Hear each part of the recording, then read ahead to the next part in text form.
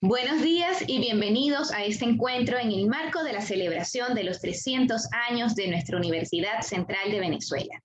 Este Congreso Internacional, que se está llevando a cabo durante este mes de mayo y el próximo mes de junio, cuenta con la presencia de extraordinarios exponentes de la gestión y políticas culturales dignos de formar parte de este año jubilar UCEBista.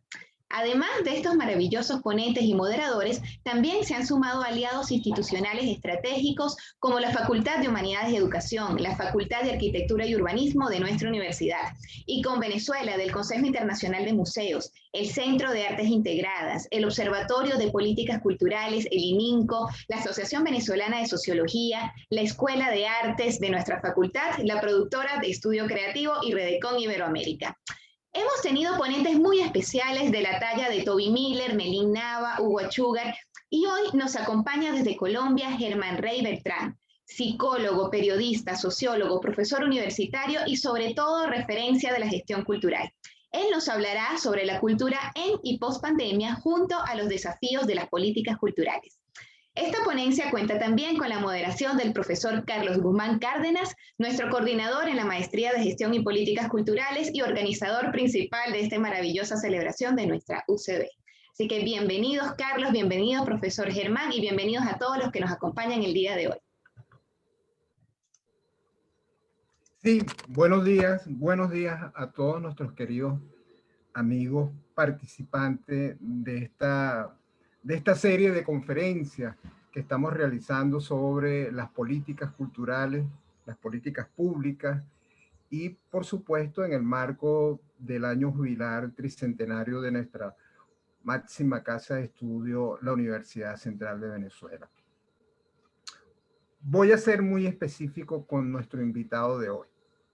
En el año 1997, quizás en el año 1999, la Universidad Central de Venezuela y la Universidad Nacional de Colombia, para aquel entonces crearon una de las cátedras más importantes que yo tenga memoria, como fue la Cátedra de Estudios Colombia-Venezuela.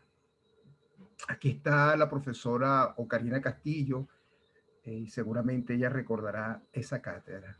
Esa cátedra fue creada por iniciativa de estas dos universidades. Y lo interesante es que estaba formada por quizás los investigadores más importantes que uno tenga referencia, tanto de Colombia como de Venezuela, entre los cuales, por supuesto, estaba José Miguel Salazar, uno de nuestros mejores psicólogos sociales por parte de Venezuela. Y lo interesante es que esa cátedra intentaba reflexionar sobre las relaciones que se daban entre nuestros dos países. Por supuesto, el tema en aquel entonces era la inmigración colombiana a Venezuela. Hoy la historia es otra. Pero lo interesante es que esta cátedra tuvo como producto un conjunto de artículos y reflexiones, investigaciones bien importantes, muy importantes, diría yo. Entre esos estudios estaba precisamente los realizados y llevados a cabo por nuestro invitado de hoy, el profesor Germán Rey. Germán Rey en aquella época, junto con nuestro profesor Salazar, indagaron sobre el imaginario de nuestras relaciones, qué significaba ser venezolano, qué significaba ser colombiano, y algo bien interesante, pudieron indagar sobre lo que era el consumo cultural, sobre la educación, sobre la comunicación, sobre la prensa incluso, cómo se llevaba a cabo en la frontera.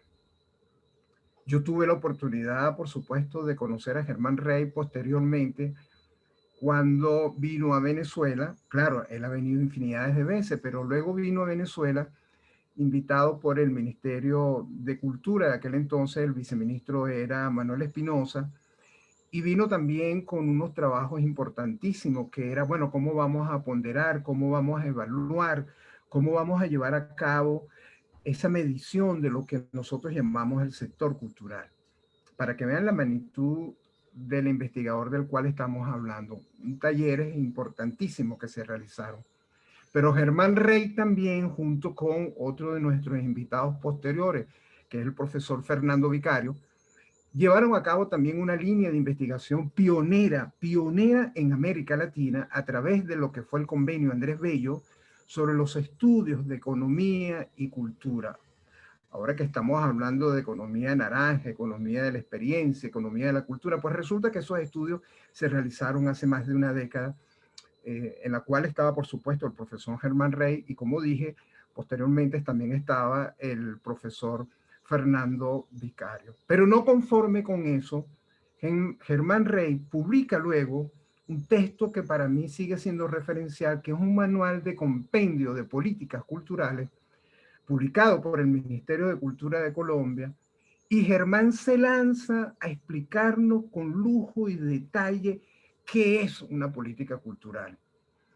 Ahí propone definiciones bien interesantes, hace la aclaratoria de lo que significa una política cultural, presenta 3 o 4 escenarios, si la memoria no me falla, sobre cómo se venía realizando las políticas culturales y el tema de la institucionalidad.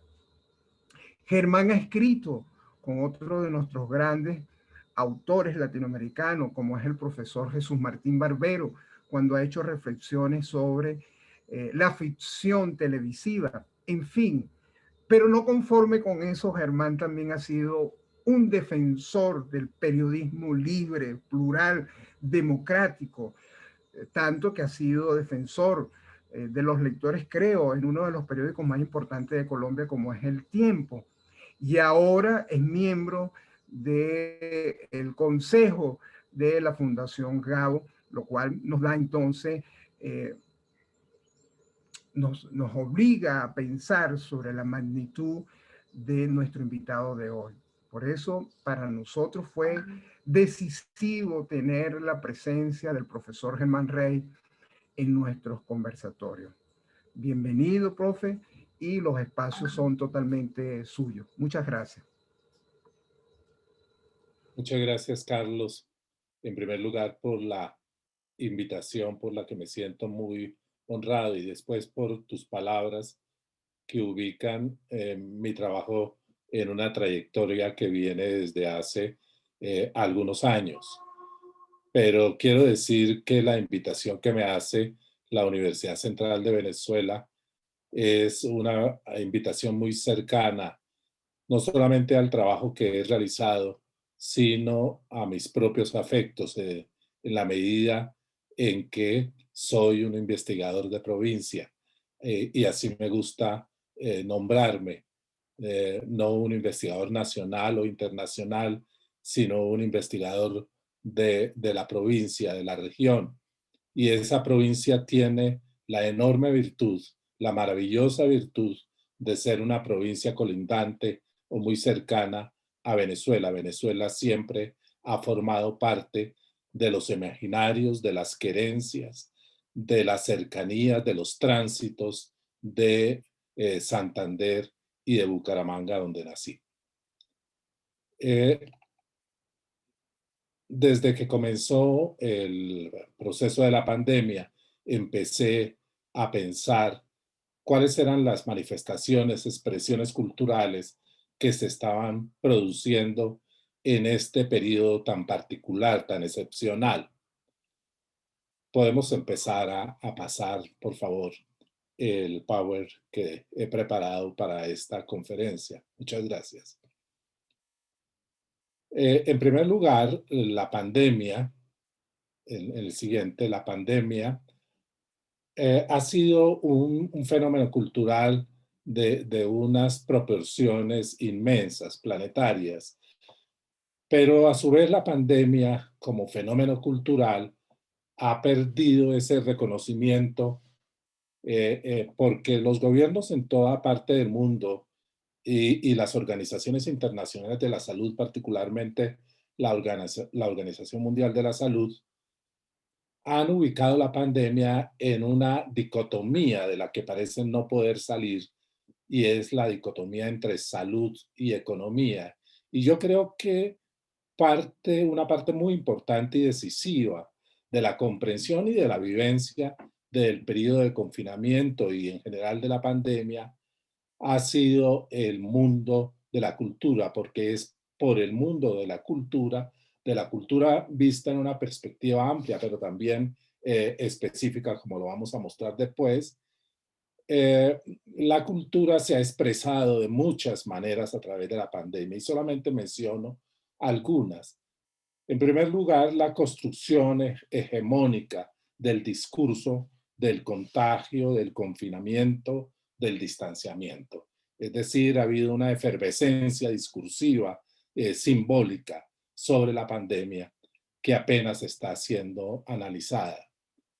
Un segundo aspecto cultural es el de la significación simbólica de la anormalidad. Y aquí me podría detener un rato, pero no lo voy a hacer. Solamente voy a mencionar que ciertos fenómenos como los de las fiestas clandestinas, el distanciamiento llamado social o distanciamiento físico, el tema de las aglomeraciones, el temor a la aglomeración, las determinaciones de la pandemia en la movilidad, en el transporte y particularmente los transportes más populares, como pueden ser el metro, los autobuses, etcétera. El tipo de relaciones intergeneracionales que se han gestado en el periodo pandémico y, por supuesto, todo el tema referido a las personas mayores, pero también a los jóvenes y los efectos de la pandemia en estos dos grandes sectores de la sociedad. El tema de la diseminación del rumor en tiempos de las redes sociales también es un elemento cultural de enorme significación. Es posiblemente esta la primera pandemia en que el reconocimiento global ha sido inmediato y directo a través no solamente de Internet, sino de las expresiones pandémicas y podríamos decirlo, las expresiones virales a través de los nuevos soportes del ecosistema digital. Bien, y además de eso menciono y paso rápido sobre ello las implicaciones de las medidas sanitarias en la cultura, que han sido tremendas, como se ve en todos los datos y las reflexiones internacionales en términos de aforo, de bioseguridad, de disminución dramática y de manera casi inmediata de los ingresos de ciertos colectivos culturales, los cierres de auditorios, etcétera. La presencia activa de la cultura en la protesta social, y eso lo digo en términos de lo que está sucediendo en Colombia, esa relación entre pandemia, aglomeración, protesta social y cultura, y cómo la protesta social, particularmente de los jóvenes, ha estado acompañada de expresiones de la danza, de la música, de las tamboradas, etcétera. Y finalmente, las creaciones culturales de la pandemia. Adelante.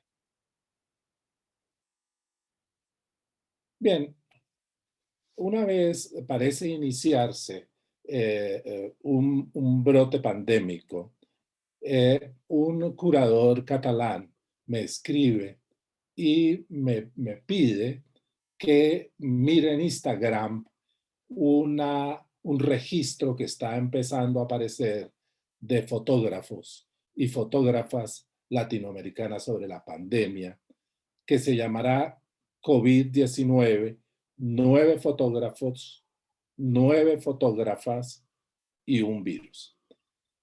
Y ese registro en Instagram me llama inmediatamente la atención y empiezo a hacer desde ese momento, que será ya más de un año y algunos meses, un levantamiento de las expresiones culturales que empiezan a surgir en el periodo pandémico.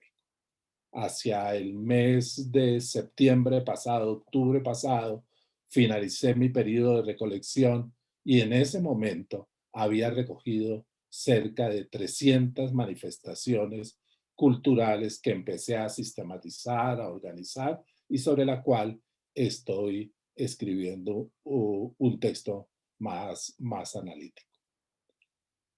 ¿Cuáles son algunos de esos elementos del periodo pandémico para después mirar las políticas culturales en la pandemia y en la pospandemia?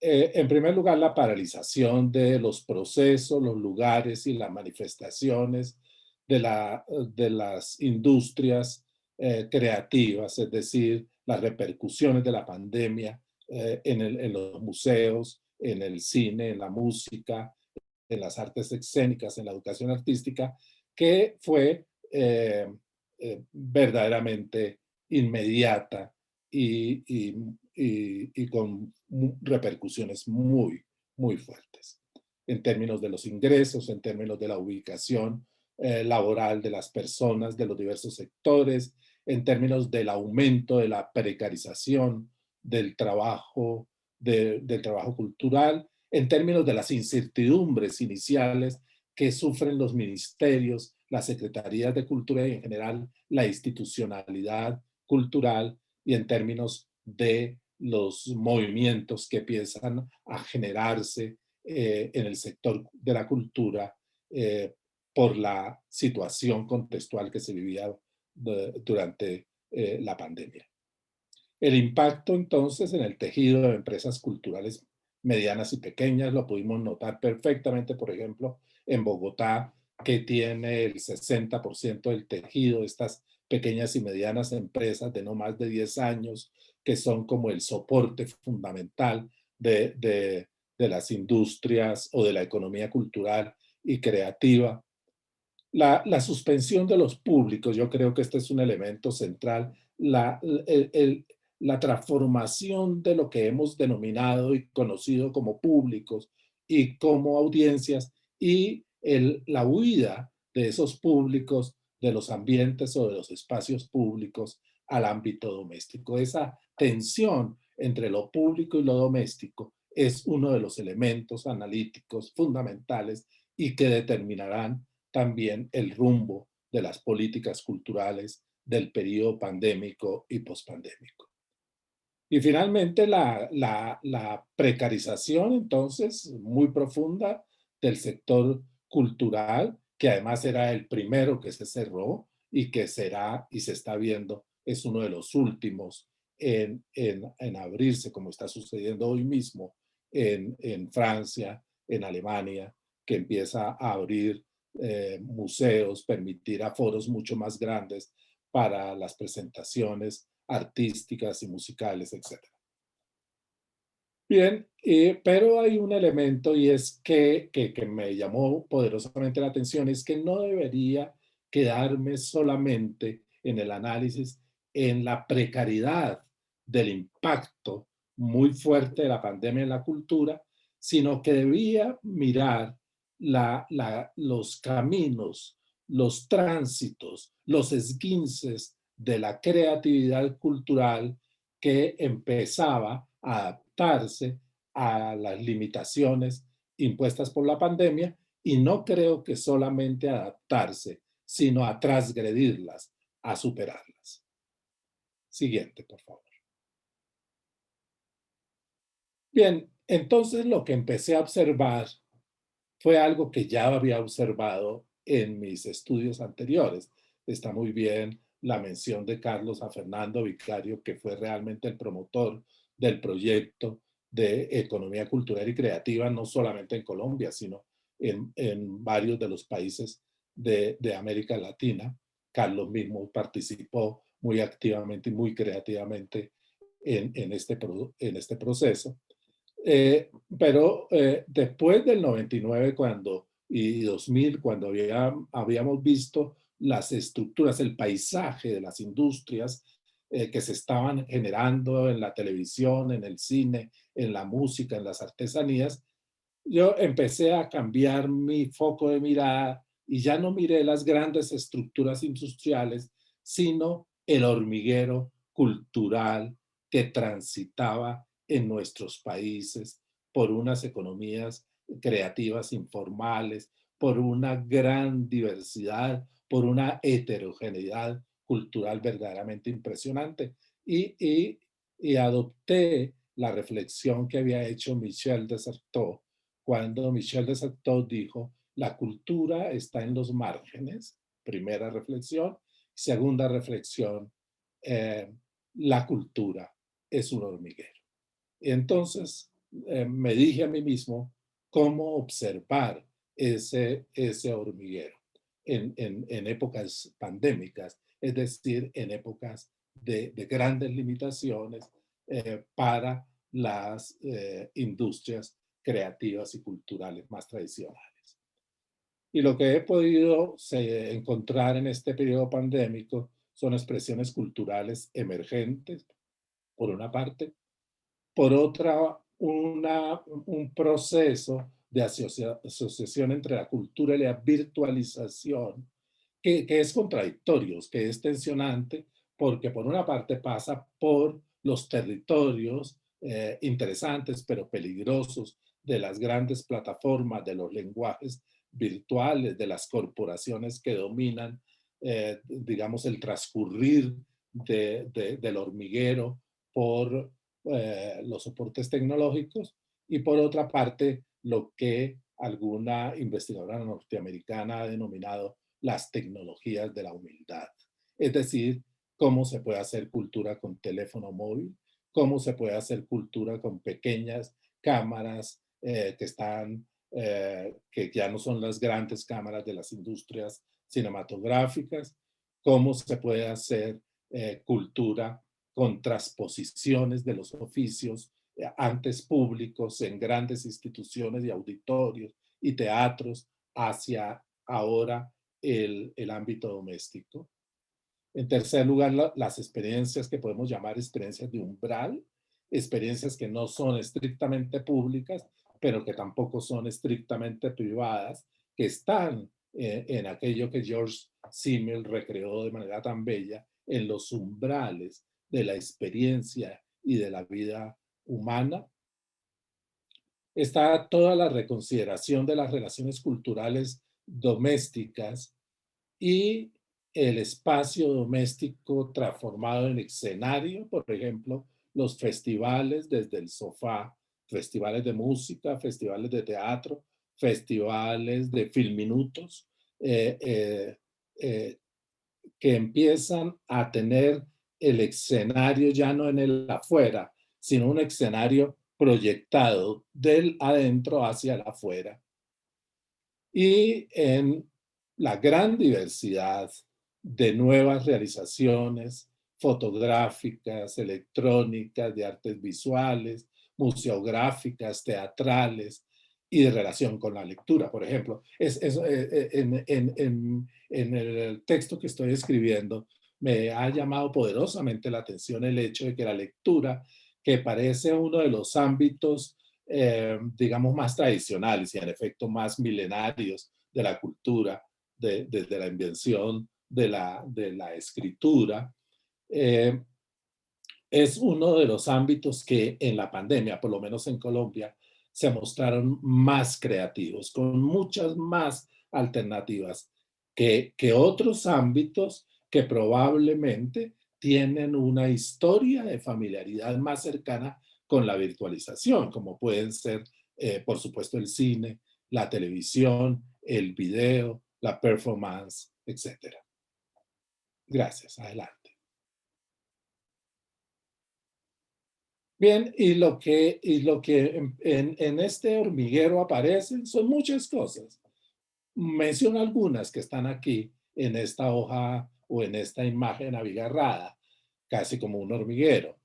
Podcasts independientes, fotografía, registros fotográficos en Instagram, emisoras como por ejemplo en Colombia Pandemia Estéreo, o las emisoras que en lugares muy remotos han ayudado a los aprendizajes de los niños y las niñas que tienen dificultades para poder tener acceso por internet, las exposiciones virtuales, las nuevas formas del desconectado musical ahora en redes sociales, las grabaciones multipantalla de las orquestas, los clubes digitales de lectura, las obras de teatro para pequeñas audiencias conectadas, los memes y el humor sobre la pandemia y las críticas a los gobiernos desde el humor pandémico, lo cual es muy habitual, como lo mostró en su historia de la pestes el premio Nobel turco Pamuk. Las redes de conversación interactivas en las artes, los bancos de información de acceso público, los portales de patrimonio, los archivos digitales pandémicos, etc. Es decir, una gama muy amplia que apenas empieza a ser sistematizada, organizada, porque el mundo de las hormigas es un mundo en camino, es un mundo que se está moviendo permanentemente, no es el mundo establecido, estático, que pueda ser sistematizado de manera más fácil. Adelante.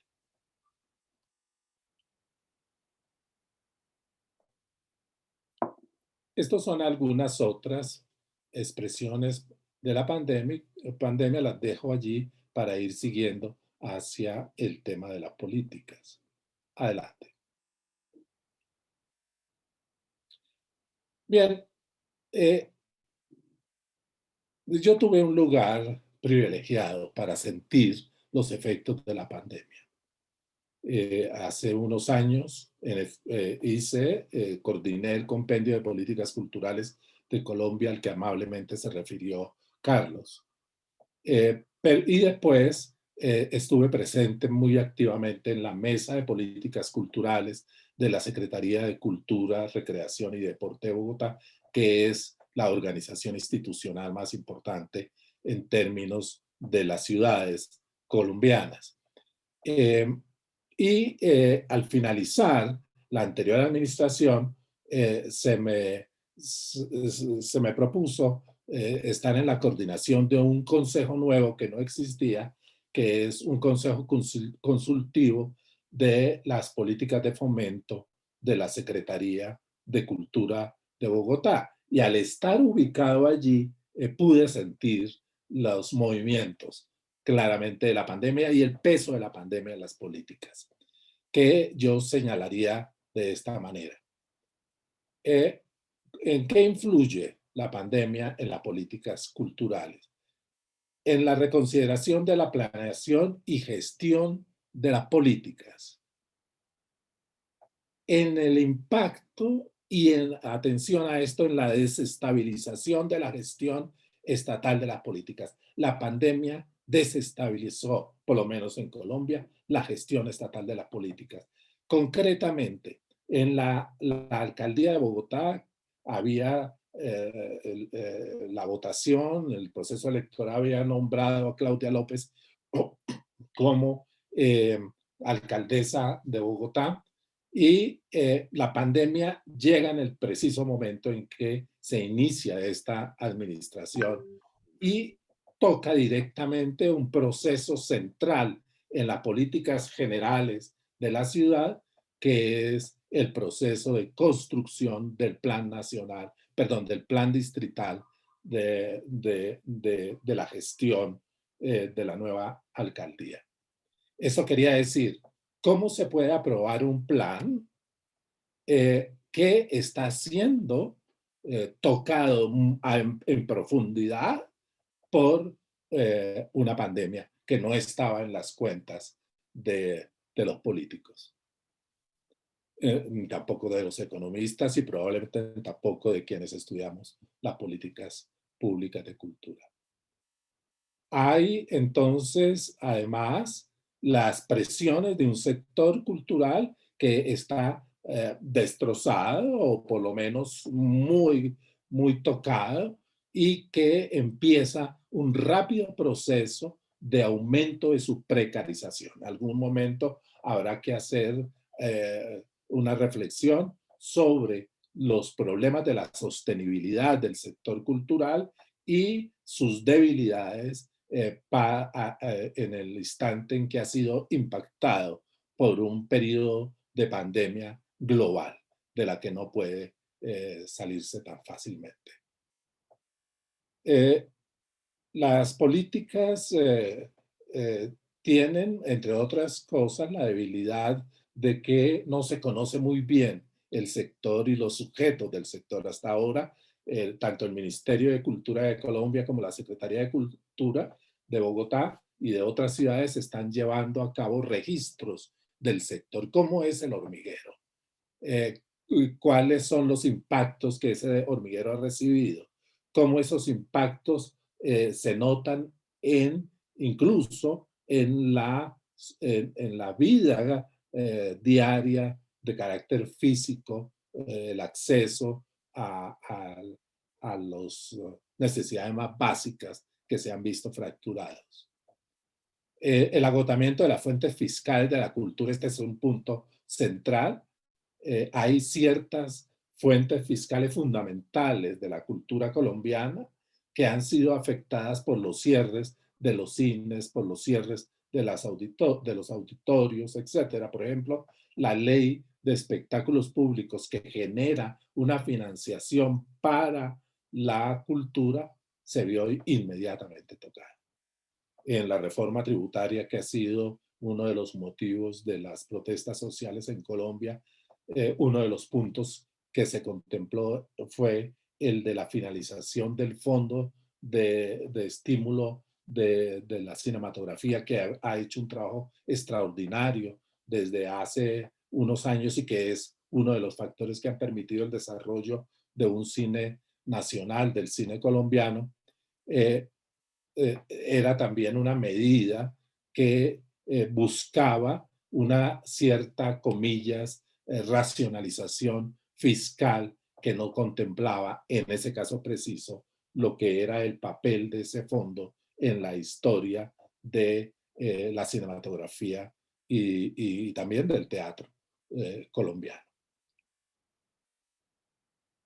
Vienen otros problemas, el problema de cuando hay este tipo de impactos, hay las asechanzas del asistencialismo en cultura y el crecimiento, por supuesto, también de problemas como el fortalecimiento de la maquila cultural, lo cual restaría mucho a los dinamismos sociales y culturales que se han construido a través de estos años en nuestros países. Adelante.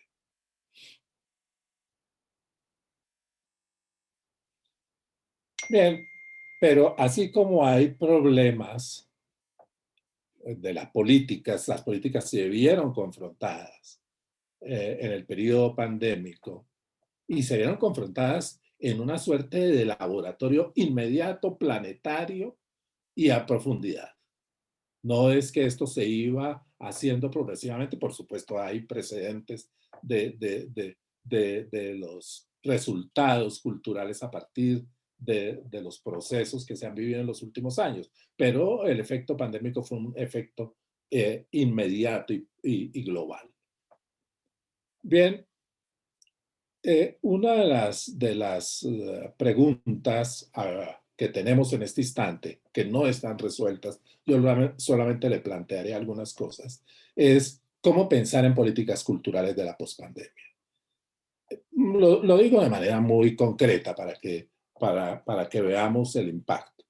Las políticas de fomento de la Secretaría de Cultura de Bogotá se pudieron mantener el año pasado y este año, pero los próximos 2 años, las fuentes fiscales que generan recursos para la cultura se verán menguadas y entonces, por ejemplo, los programas de fomento, de pasantías, de becas, de estímulos, de concertación, se verán profundamente afectados.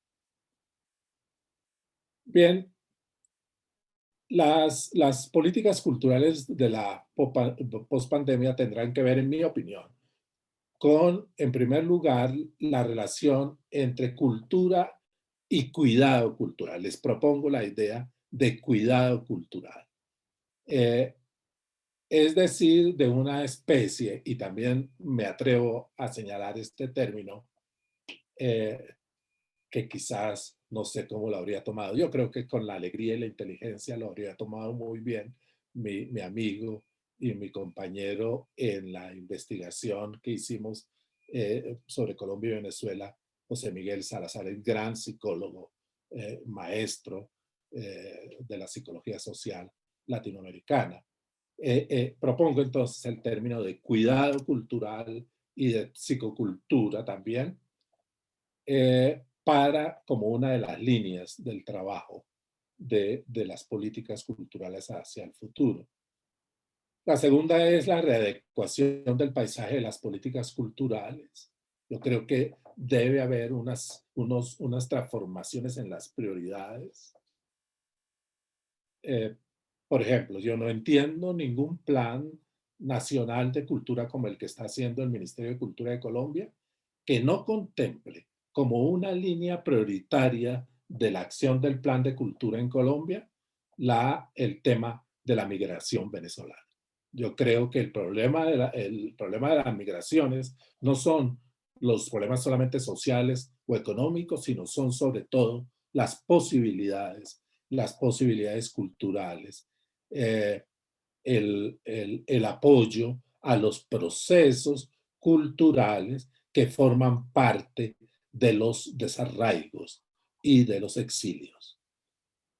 Bien, entonces tendremos que tomar, o se tendrán que tomar medidas de priorizar ciertas líneas de las políticas en este periodo pospandémico.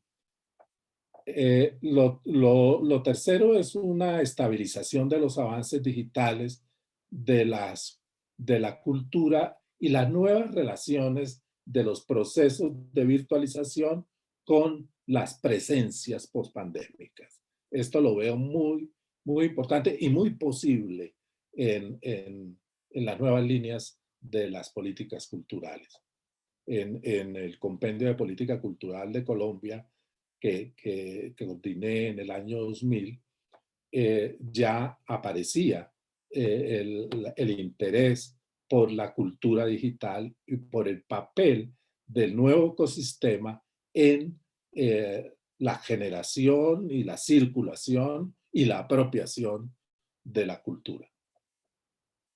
El cuarto punto para las políticas culturales de pandemia son los nuevos caminos de la sostenibilidad cultural. Es decir, la pregunta sobre el tema de la sostenibilidad como versión del futuro, no solamente como versión de la hora, del presente precario. Y en Colombia esto significa la discusión y la crítica y ver las posibilidades de dos medidas de políticas recientes, cultural reciente, Reactivarte y CoCrea, que busca apoyar la sostenibilidad de los diversos sectores de la cultura a través de su propia creatividad y a través de la participación de alianzas entre el Estado y la empresa privada. El quinto es el fortalecimiento de la intersectorialidad de la cultura.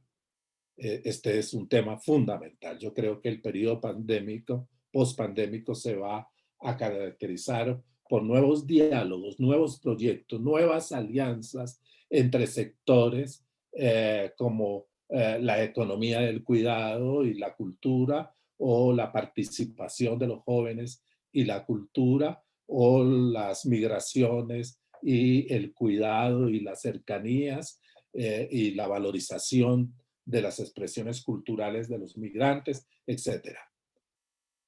Este es un punto central, en que ya la política cultural ha venido trabajando, pero que tiene que ser reincentivado con mucha imaginación. Las políticas culturales que dialogan con las protestas sociales, con los procesos de paz, con la memoria, con el énfasis territorial. Este es un aspecto central que hay que fortalecer, con las tecnologías y con una visión diferente de la economía cultural y creativa. Adelante. Y finalizo con dos respuestas institucionales, dos ejemplos. Para discusión se están creando, se están construyendo en este momento. Yo les invito a que miremos, probablemente no en esta conferencia, sino hacia el futuro, lo que representan las propuestas que están haciendo los estados, pero también el sector de la cultura y las otras organizaciones de la sociedad, en términos de cómo sería un manejo pospandémico de los temas culturales. Y tengo dos ejemplos. La Secretaría de Cultura de Bogotá, ¿qué está haciendo?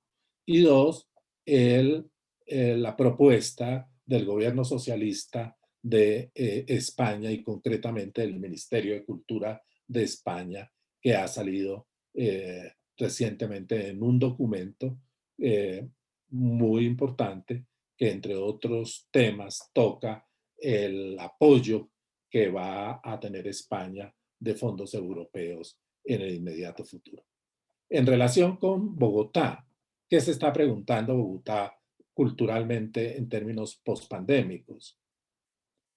Primero, el proyecto llamado Es Cultura Local, que es empresas culturales se insertan en procesos de reactivación económica de 10 localidades de Bogotá. 10 localidades son asociaciones de barrios, son agrupaciones de catastro en que se distribuye toda la ciudad. Pues en 10 localidades de Bogotá se presentaron iniciativas en términos culturales para buscar la reactivación de la vida económica y social y cultural de la ciudad.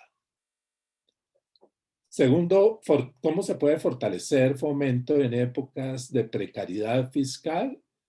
Todo el tema de la sostenibilidad y de la sostenibilidad hacia el futuro de las empresas y organizaciones culturales. La formalización de los distritos creativos, que es una política que viene en Bogotá desde hace algunos años, y es cómo se puede fortalecer la vida social, la vida económica, la vida cultural de la ciudad a través de distritos creativos que a su vez se asocien con el mejoramiento de la vida barrial y con el auspicio de las zonas de interés turístico. Se ha propuesto Bogotá también la formación en competencias emprendedoras y empresariales, que parece ser importantes para un periodo de dificultades pospandémicas en términos culturales.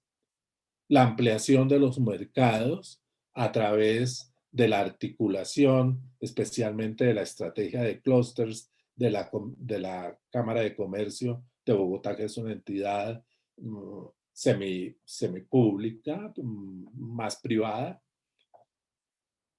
La gestión del conocimiento materializada a través de lo que es la cuenta de economía cultural y creativa de Bogotá, que es la primera cuenta satélite de cultura de una ciudad en el mundo. Esta es una cuestión muy interesante que sería muy interesante compartir, y es cómo Colombia ha sido uno de los primeros países en proponerse una cuenta satélite de cultura y ahora una cuenta satélite para Bogotá, que ya viene en desarrollo desde hace algún tiempo.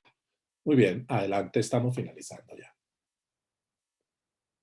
En el Ministerio de Cultura de España se plantean una serie de propuestas que simplemente están en este momento en España mismo en propuestas por parte del Ministerio.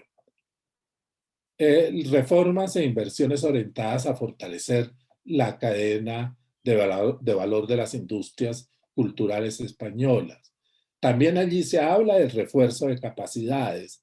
Introducen el concepto de resiliencia, de resiliencia. Ese concepto es muy importante ponerlo a dialogar con las políticas culturales intersectoriales, políticas culturales que dialogan muy fuertemente con la situación social de nuestros países y ciudades, y políticas culturales que se hacen resilientes también, de cómo políticas culturales pueden enfrentar con cuidado. Por eso yo planteo unas políticas públicas del cuidado cultural.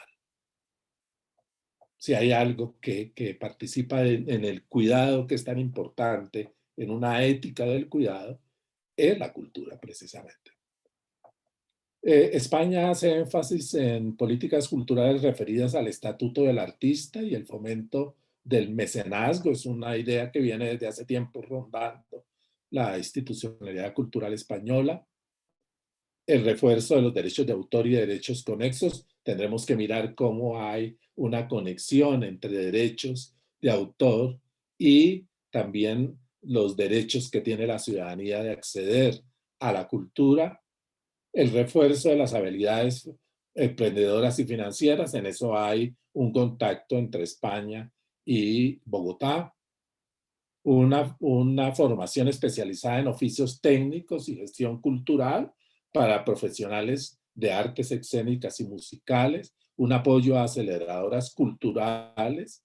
Este tema también es clave, como en las políticas culturales post-pandémicas hay un nuevo concepto de la aceleración cultural que va un poco más allá del término que hemos utilizado de incubadoras. Está el fomento y digitalización del sector del libro, que es muy importante pues para la economía cultural española. Adelante. Sí. Y hay estas otras propuestas que hace el gobierno de España.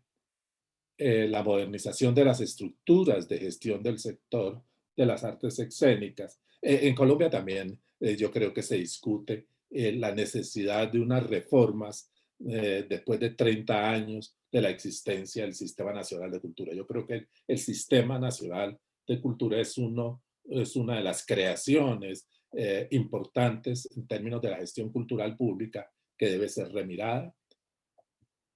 Los proyectos de ayudas para ampliar y diversificar la oferta cultural no urbanas, que para el caso nuestro también es importante, con zonas rurales muy extendidas y fuertes y muy creativas culturalmente. La digitalización de los grandes servicios culturales y las inversiones y reformas destinadas a dinamizar y fortalecer el sector audiovisual. Muy bien, yo creo que hemos pasado el tiempo. Hemos tenido todos y todas la experiencia de un fenómeno que ha trascendido las regiones, las ciudades, y se ha vuelto un fenómeno planetario. Y debemos tener la claridad de que la dicotomía en que ha sido encerrado este fenómeno entre la salud y la economía es una dicotomía limitada que debe ser rota por políticas culturales propositivas que muestre la importancia del cuidado, la importancia de la sostenibilidad, la importancia de lo territorial en la gestión pública y social de la cultura en nuestros países. Agradezco la amabilidad que han tenido para escucharme en esta conferencia. Gracias, Germán. Gracias. De verdad que tu conferencia en lo personal me indica un poco más cuáles son, digamos, el compromiso de nuestras políticas culturales hoy en día. Nosotros cuando estábamos organizando este ciclo de conferencias, la pregunta era, bueno, ¿cuál es el relato, la narrativa, el compromiso que vamos a tener en términos de políticas públicas en esto que se puede llamar pospandemia o regreso supuesto a la normalidad? cada uno de los ponentes ha venido señalando dónde cree que puede estar ese relato. Yo, en lo personal, creo que tú, y estoy convencido de esto que tú acabas de decir, para mí el relato que tú estás planteando es políticas culturales que dialoguen con el cuidado cultural. Políticas culturales que dialoguen con el cuidado cultural. Y has insistido mucho en el concepto de resiliencia. Has insistido en que esas políticas tienen que dialogar con la protesta social, con la paz, con la memoria, con los territorios. En lo personal estoy convencido de que ese es el reto que tenemos nosotros en este momento. Y en el caso venezolano, ni pensarlo, pues. O sea, creo que esos son los temas que tenemos planteados nosotros en este momento. Ahora bien, hay dos conceptos antes de darte pase a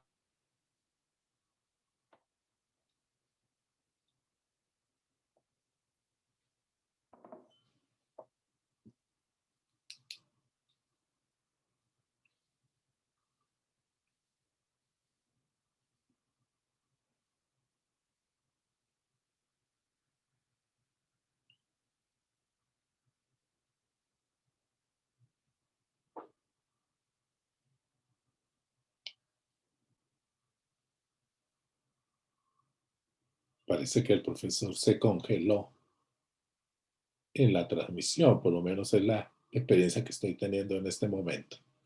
Esperemos que se resuelva el tema técnico.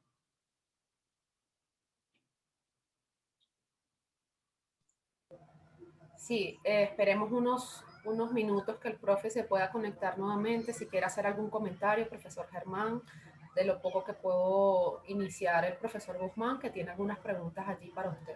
Pero mientras él se vuelve a conectar, usted puede comentar lo que guste. Ahí ya se conectó nuevamente, creo. Carlos.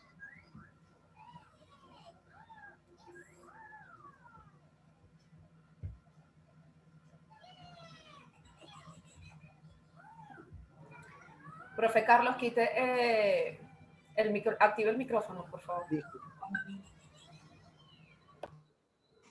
¿Aló? ¿Ahora sí me escuchan, Sí, Yesenia? te escuchamos. Sí, disculpen, bueno, las interrupciones de internet que tenemos por acá. Yo lo que quisiera, si es posible, Germán, que ahondes un poco más en esto que me gusta, insisto, en esto que tú llamas el cuidado cultural, lo que tú llamas la psicocultura. Eh, Insisto, y pones el ejemplo de las experiencias que tú mencionaste de reactivarte y co-crea. Si a mí en lo personal te escucho y entro en un conflicto sobre las políticas culturales que deberíamos tener en nuestro país. Mientras se está hablando de la producción de una película faraónica sobre Carabobo, Caminos de la Libertad, donde el presupuesto que va a llevar esa película es impresionante, resulta que tenemos que trabajar con lo que tú llamas el hormiguero cultural, hay que tomar las experiencias del umbral, hay que visualizar lo que es el espacio doméstico, y vuelves otra vez con el tema que me parece excelente del énfasis y de las prioridades. Por eso, escuchándote, mi angustia, mi situación, digamos, como caso venezolano. Por supuesto, aquí tenemos compañeros de España, de México, cuyas realidades son totalmente distintas a las que nosotros estamos viviendo. Pero ese concepto de la resiliencia, el cuidado cultural, la psicocultura, me parece que es el relato que viene. Por otra parte, nosotros cuando la gente se inscribe, para evitarnos que se nos colapse el tema del chat, la gente ya ha formulado su pregunta. Yo las reagrupo como etiquetas, te las reagrupo. Hay una que coincide con lo que tú planteaste sobre el tema de la inversión cultural, del financiamiento. O sea, es una de las sugerencias, preguntas que se hizo presente en nuestros compañeros que se inscribieron. Claro, pero las preguntas van más a si es posible replicar la fórmula privada, oye bien la pregunta, la fórmula privada a las políticas públicas culturales. Es un poco, digamos, esa tendencia, ¿no?, que nos están preguntando.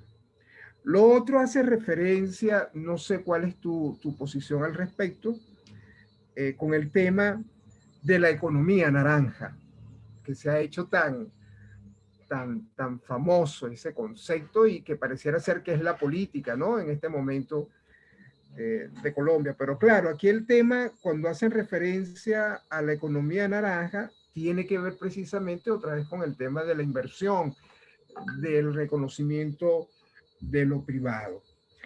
Hay otra pregunta muy concreta que, bueno, y por acá te la lanzó uno de nuestros estudiantes, Hugo Arena, que es el tema de la medición de los indicadores culturales de la cuenta satélite. Es impresionante cuando tú hablas y haces referencia al concepto de hormiguero cultural. Me gusta ese concepto, el concepto de hormiguero cultural. Entonces uno tendría que pensar, bueno, ¿cuál es la capacidad que tienen nuestras instituciones culturales públicas para monitorear, llevar registro de este hormiguero cultural? En el caso de Colombia sabemos que el DANE lo viene haciendo. Ustedes tienen una institución que viene realizando eso periódicamente, pero en el caso venezolano lo veo muy difícil. En fin, te lanzo esas primeras preguntas y discúlpame la interrupción de internet.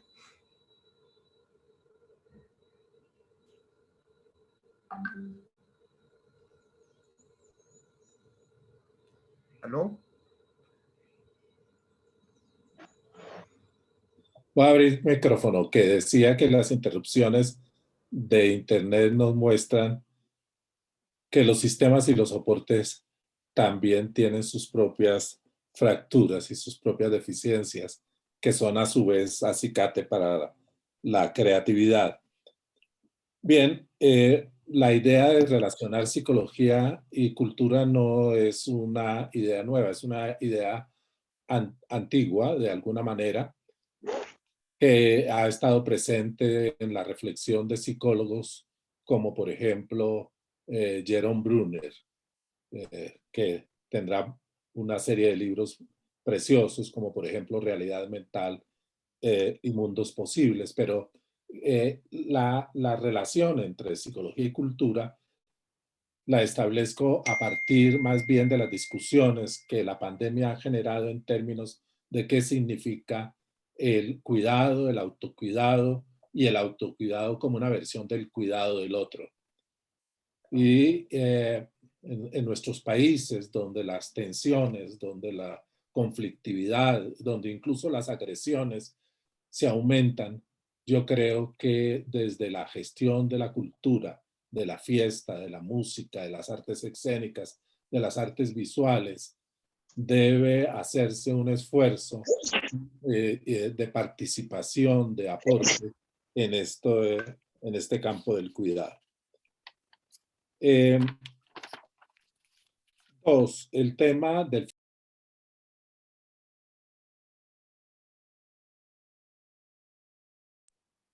Sin duda que uno de los temas que salen en el catálogo de preguntas es el tema de la financiación. La financiación está impactada.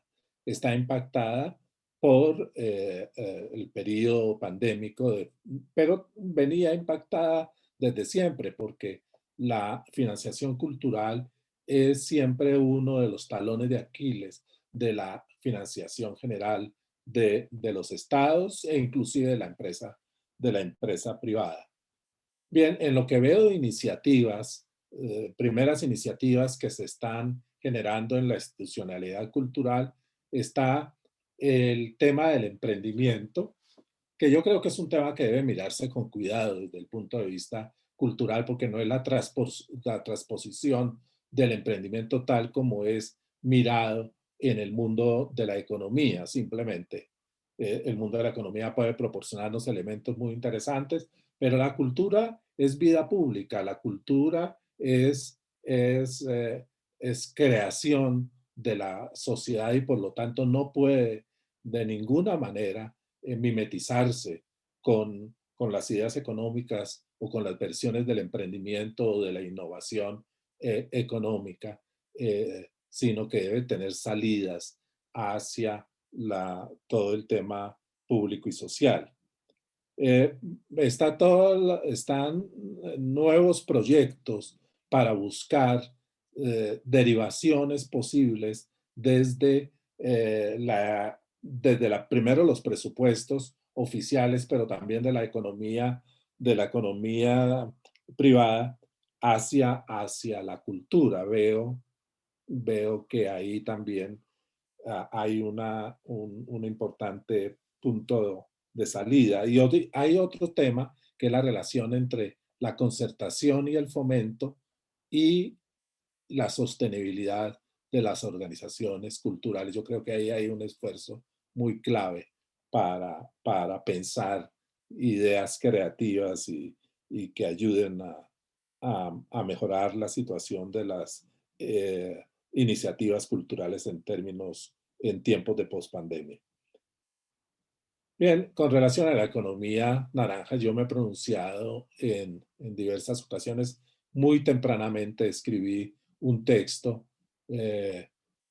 mostrando que una economía cultural y creativa encerrada solamente en los límites de las dinámicas económicas y de las dinámicas económicas privadas era un error, y que una economía cultural solamente tenía sentido si podría incentivar procesos que se vincularan a las libertades civiles, a los procesos de desarrollo de la sociedad, a medidas de redistribución social que permitieran el ingreso de sectores que siempre han sido sectores muy vulnerables de la propia sociedad, etc. El tema de la medición de indicadores culturales, recuerdo que en la época que tú narrabas, Carlos, de los estudios que hicimos con el convenio Andrés Bellos, y podrán preguntarle de ello a Fernando, que vendrá más tarde en estas conferencias, eh, eh, al lado del tema de los indicadores económicos de las industrias de la creación, el proyecto de Economía y Cultura se interesó de muchas otras cosas. Se interesó por el tema de los indicadores sociales de la cultura, que entran en conversación, en diálogo y muchas veces en debate con los propios indicadores económicos.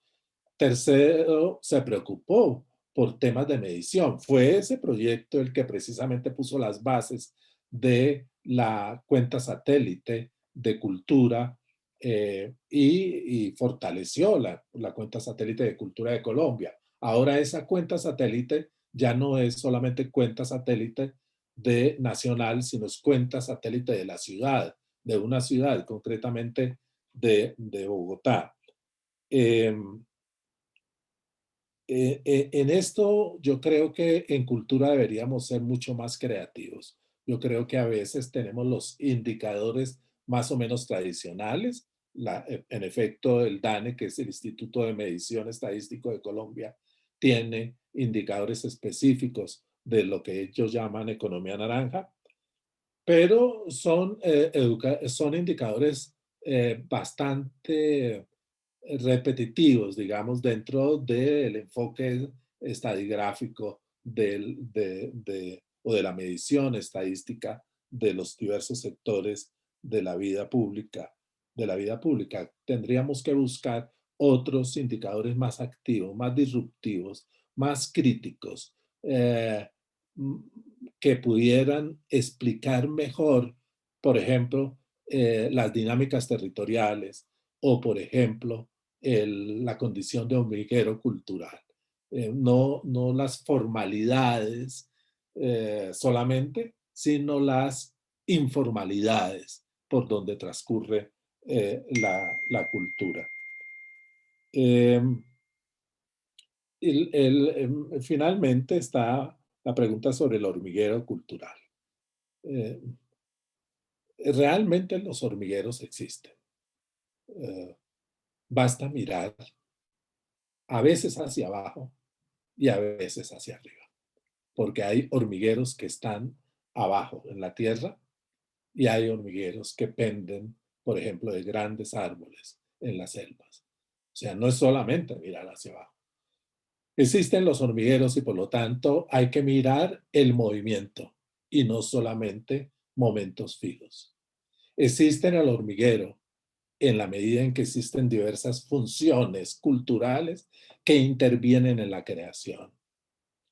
Existen los hormigueros en la medida en que el hormiguero tiene que ver muchas veces con las invisibilidades de los actores culturales. Pues bien, ¿cómo observar esos hormigueros? Eso será parte de la imaginación y la creatividad. Espero que los estados, aunque a veces no tengo mucha confianza en ellos, más bien espero que los propios hormigueros, que sea una mirada desde los hormigueros, sobre los hormigueros, que dialogue con otras observaciones que se hacen en los institutos de estadística, etcétera. Yo recuerdo que en un trabajo que fue coordinado por el profesor Alphonse Martinel, que en el momento en que empezaban las discusiones sobre las relaciones entre desarrollo y cultura, yo escribí un capítulo de su libro publicado por la Fundación Carolina en Madrid, que observó unos 2 centenares de experiencias culturales de hormiguero. E incluso mi texto comienza haciendo mención a un grupo de teatro que había no sé si existirá todavía, en un pueblo del sur de Bolívar, que se reunía para hacer, para ensayar, para construir obras dramatúrgicas debajo de un palo de mango. Y así seguí cerca de 200 experiencias de hormiguero. Y me pregunté en ese momento sobre cómo se sostienen los hormigueros, y hablé de una sostenibilidad que no es solamente sostenibilidad de afuera hacia adentro, sino que en el hormiguero existen sostenibilidades de adentro hacia afuera. Existe pasión, existe compromiso, existe interpretación de las realidades del contexto, existe vida que se pone al servicio del teatro, de la música o de las artesanías. Existe vida que se representa en esas expresiones de hormiguero, por ejemplo, las de las mujeres tejedoras de Mampuján, que han sido maravillosas, no solamente orfebres de telares, sino sobre todo maravillosas orfebres de lo que ha sido la memoria, la vida de las mujeres de una región que ha sido fuertemente azotada por actores ilegales. Eso sería, Carlos, por ahora. Bueno, imagínate, Germán. Pero Carlos, lo Excelente. que nos quedan, Carlos, son conversaciones pendientes. Sí, Porque claro. alguna vez en un congreso del ISPA, que es de Performing Arts, en Bogotá, me invitaron a coordinar una reunión entre un mambo de la Sierra Nevada, un palabrero guayú y un taita del Sibundoy. Y cuando ya el teatro estaba lleno de gente que venían de muchos países, el mamo se me acercó de la Sierra Nevada y me dijo: yo no quiero hablar, 5 minutos antes de empezar. Entonces yo le dije: el señor, ¿por qué no desea hablar? Entonces él me dijo: porque ustedes, los del Estado, y de una vez me ubicó, ustedes, los del Estado, creen que uno puede hablar 15 minutos. Entonces yo le dije: el señor, ¿cuánto desearía hablar? Y él me respondió, lo que hablamos lo vamos, 9 días y 9 noches. Quizás ¿Qué algún tal? Qué día, maravilla. que algún día, Carlos, podamos hacer conversaciones de 9 Sí, días y 9 seguro. noches en estos tiempos del Zoom para que dialoguemos, miremos matices, miremos las hormigas, miremos el Estado y gestiones del Estado, reconversiones del Estado, sobre estos temas tan apasionantes que tú nos invitas a pensar y que has pensado desde hace muchos años. Germán, tengo que hacerte esta pregunta porque son amigos de Ecuador, de la Universidad de las Artes, donde está la profesora Claudia Furiati, que están conectados observando tu ponencia, porque igualito esta ponencia también la estamos pasando por Facebook. Me hace esta pregunta. Me gustaría que le hicieran llegar esta pregunta al profesor Germán Rey. ¿Puede ampliarnos sobre la importancia de la territorialidad en esta psicocultura de la pospandemia y el diseño de políticas culturales sostenibles? Esta es de la profesora Claudia Furiati, que está en Ecuador. Y también me preguntan que si puedes ahondar, por supuesto, no vamos a estar los 9 días, la desestabilización de la gestión estatal de las políticas culturales. Yo creo que ese tema es bien importante porque hiciste mucha énfasis en lo que tiene que ver con la gestión cultural. Digamos, para ir concluyendo, Germán. Muy bien, Carlos. La primera de la profesora ecuatoriana, quien agradezco su pregunta. Este es un tema fundamental para las políticas culturales, por lo menos las que pensamos desde Colombia, desde sus regiones y desde sus ámbitos territoriales locales. Yo recuerdo que Gabriel García Márquez se opuso a la idea de que existiera un Ministerio de Cultura en Colombia. Cuando hubo la discusión sobre si era importante crear un Ministerio de Cultura de Colombia, discusión después de 1991 de la Constitución y en el momento de la creación de la Ley General de Cultura de Colombia en 1997, Gabo claramente dijo no, eso es una suerte de perversión, crear el ministerio. Y él decía, porque va a ser un ministerio que va a estar ubicado en las altas cumbres de la Plaza de Bolívar. El ministerio queda muy cerca de la Plaza de Bolívar. Hoy en día incluso está a solamente 2 cuadras de la Plaza de Bolívar.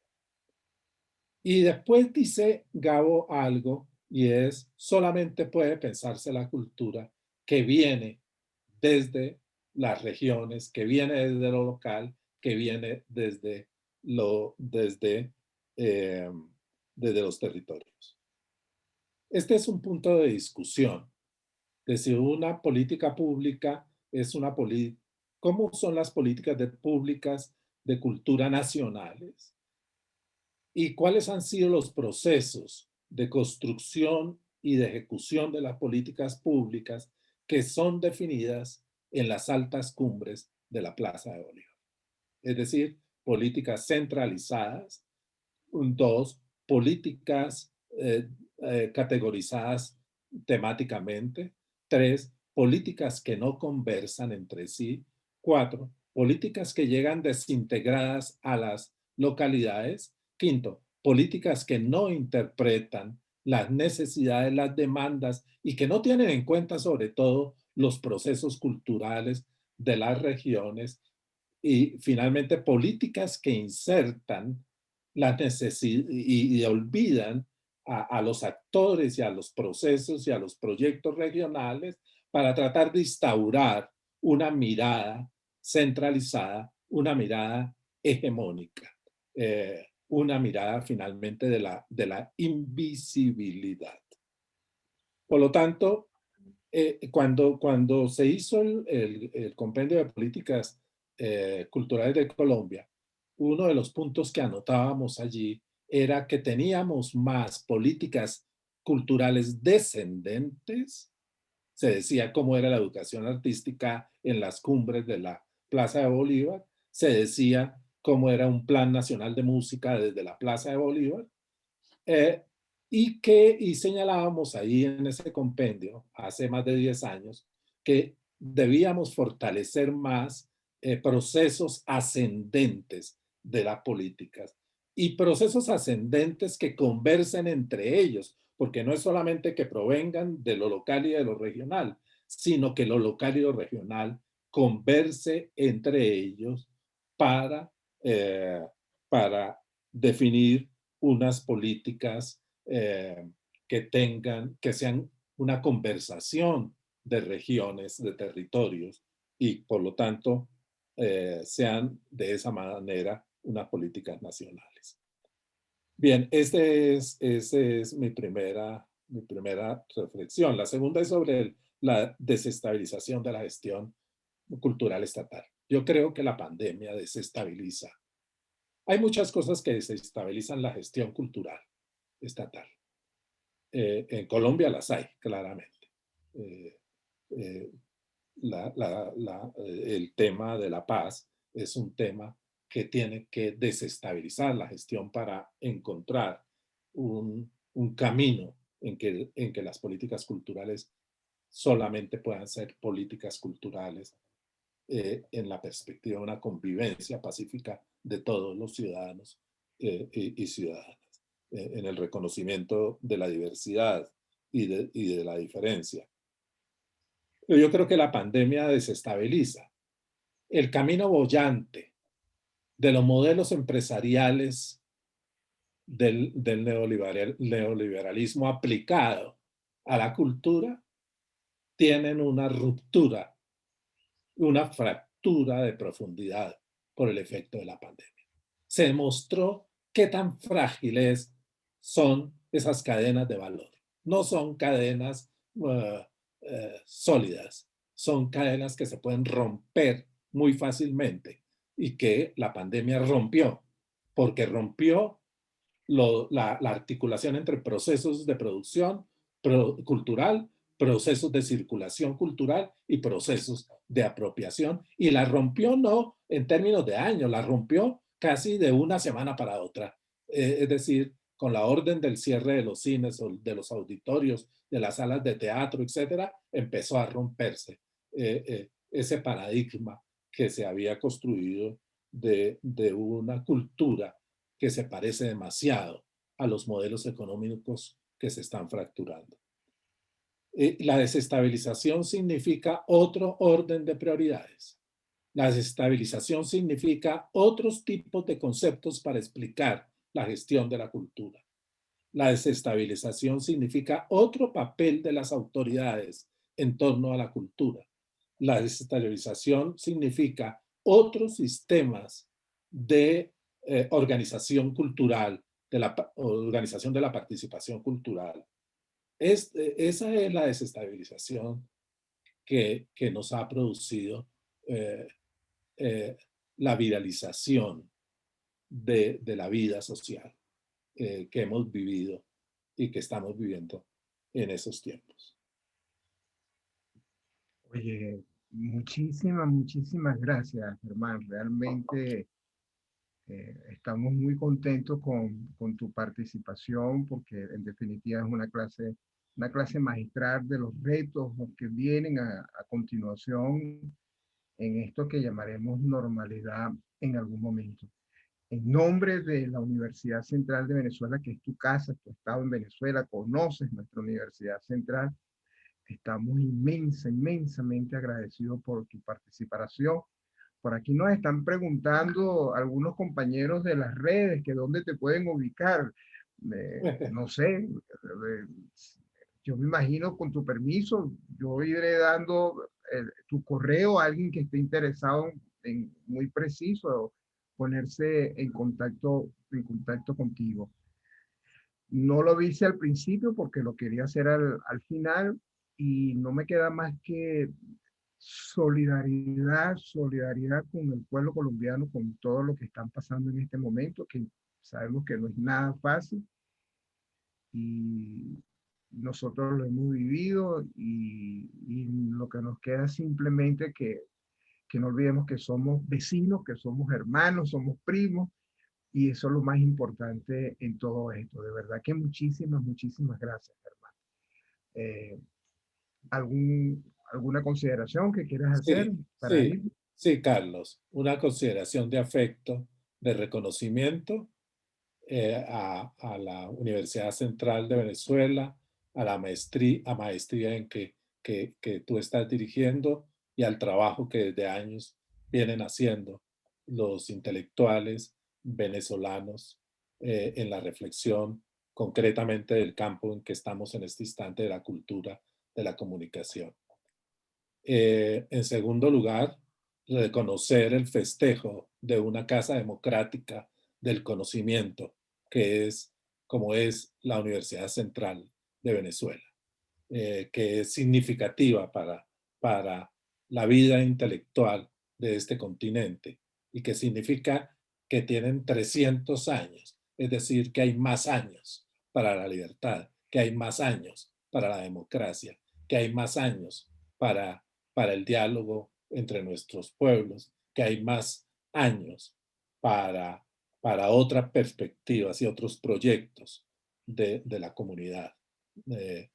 En tercer lugar, decirte que esta es una reunión del afecto, que en mi caso es un afecto que proviene de la vida de la familia, de la vida más afectuosa también, que siempre estuvo vinculada con Venezuela. Yo tengo algún escrito sobre la relación nuestra con Venezuela, en el sentido de que Venezuela era, era pensada como el lugar casi de lo maravilloso para los colombianos, y creo que sigue siendo, las dificultades en que se vive, sigue siendo también un lugar maravilloso de escritores, de intelectuales, de artistas, de pensadores. Y creo que ¿dónde estoy? Ahí estoy en el mundo de la web también, pero lo que podemos hacer es que voy a remitir algunos textos más recientes hacia tu, eh, tu programa académico, y desde ahí yo creo que podemos Excelente. establecer una conversación con las personas que los deseen. Muy Agradezco bien. infinitamente la invitación que me han hecho hoy para estar en mi casa. Gracias a ti, hermano. Melanie, ¿estamos listos? Muchísimas gracias, profesor Carlos, profesor Germán. Yo en lo particular estoy, pero bueno, he alucinado con esta presentación del día de hoy. Muchísimas gracias por formar parte de esta celebración de este año jubilar de los 300 años de nuestra Universidad Central de Venezuela. Muchas gracias a todos también los que nos han acompañado el día de hoy. Los invitamos también a que compartan con nosotros nuevamente este martes 25 de mayo. Estará ese día junto a nosotros la profesora Gisela Cossack, que nos hablará sobre qué hacemos con el pasado entre la historia y la memoria. Pueden también disfrutar de nuestros encuentros para quienes no pueden estar, digamos, de forma presencial o digamos, conectados temporalmente con nosotros, pueden también disfrutarlo a través de nuestra página de Facebook de la Maestría en Gestión y Políticas Culturales de la Universidad Central de Venezuela y de nuestro Observatorio Venezolano de Cultura. Muchísimas gracias, profesor, y hasta el martes. Feliz día a todos.